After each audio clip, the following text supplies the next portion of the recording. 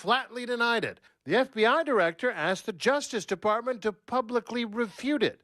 And the former director of national intelligence came out to deny it as well. There was no wiretap against Trump Tower during the campaign conducted by any part of the national intelligence community.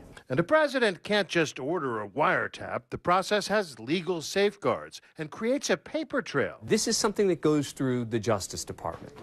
And typically, they would then take it to a secret court, the FISA court, which would mean a judge would also sign off on it. So the notion that President Obama single-handedly decided to wiretap Donald Trump is basically nonsense. None of that seems to trouble the White House. President Trump is now calling for a congressional investigation. It's important to note that there's an equally outlandish narrative on the other side.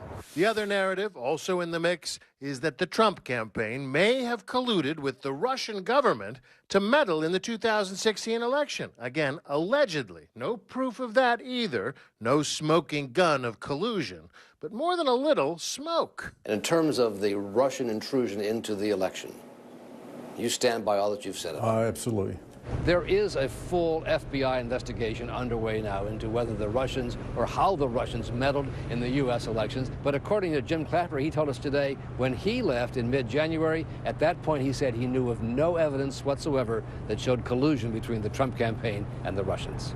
Best anyone can tell, the president's wiretapping tweets seem to trace back to a theory put forward last Thursday by conservative talk radio host Mark Levin.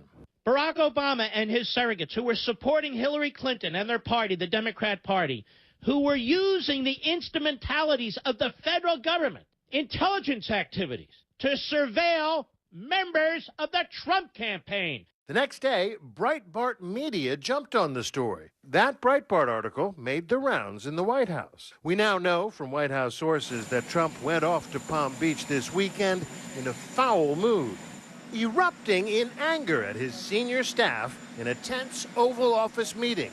A TV camera positioned in the Rose Garden to film the president's departure caught a glimpse of the scene. You can see Steve Bannon there, gesturing. Sources say Trump was angry about the controversy surrounding his attorney general. Democrats have been calling for Jeff Sessions to resign ever since he admitted that he didn't tell the Senate Judiciary Committee the truth about his contacts with Russian officials. If there is any evidence that anyone affiliated with the Trump campaign communicated with the Russian government in the course of this campaign, what will you do? I'm not aware of any of those activities.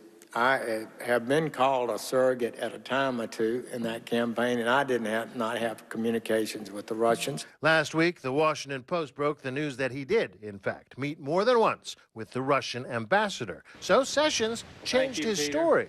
In retrospect, if I should have slowed down and said, but I did meet one Russian official a couple of times, that would be the ambassador. Trump publicly stuck by Sessions despite the controversy. Should Sessions recuse himself from investigations into your campaign in Russia? I don't think so at all. But hours later, I have now decided to recuse myself from any existing or future investigations of any matter relating in any way to the campaigns for President of the United States. White House sources tell ABC News that's why the president was furious at that Oval Office meeting.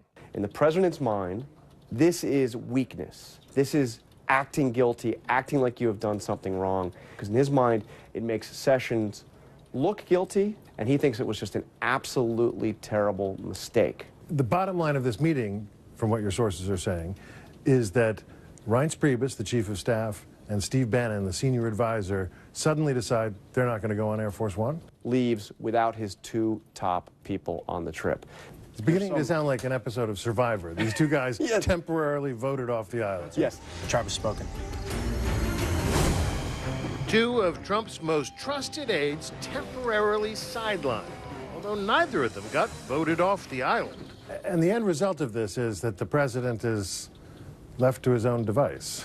Right, so we have this, so his own tweetable device. Those tweets, so explosive that cleaning up after them has become a full-time job for the West Wing. Today on the morning shows. I think the bigger question here is let's let the House Intelligence Committee do its job, That is not true.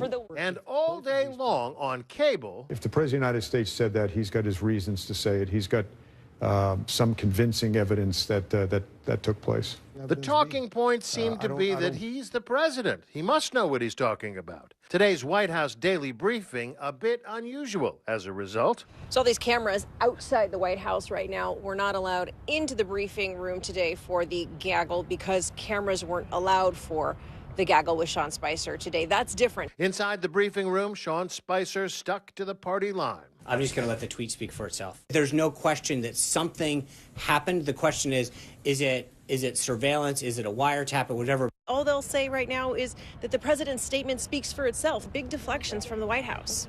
The key here is, one of the points is, Donald Trump has a track record of doing just this kind of thing. He spent years as a private citizen fueling the right-wing theory that Barack Obama was not an American citizen. After the election, he claimed there were 3 million people who voted illegally against him. No proof for the birther issue. And now, once again, with the FBI and the wiretaps, no proof. The maelstrom is all but eclipsing other important news. A new temporary travel ban, the long-awaited Obamacare replacement proposal, and more North Korean missile launches. Instead of getting to the bottom of all that, it seems half of Washington is off chasing Russians, the other chasing the ex-president, and a wiretap that might not exist. All of it eroding trust, spreading doubts, and clouding some very important issues. I'm David Wright for Nightline in New York. ABC News honored winner for the second straight year with the Edward R. Murrow Award for overall excellence in television and radio. ABC News, America's #1 news source. First out the door when it matters most. From all across the globe to every corner here at home. He asks, he listens. For more than a decade, he's been right there, everywhere. David Muir, covering our world. And when American jobs are on the line, he leads the charge. More Americans are now watching World News Tonight than in a decade. And we thank you. ABC's World News Tonight with David Muir. He reports to you.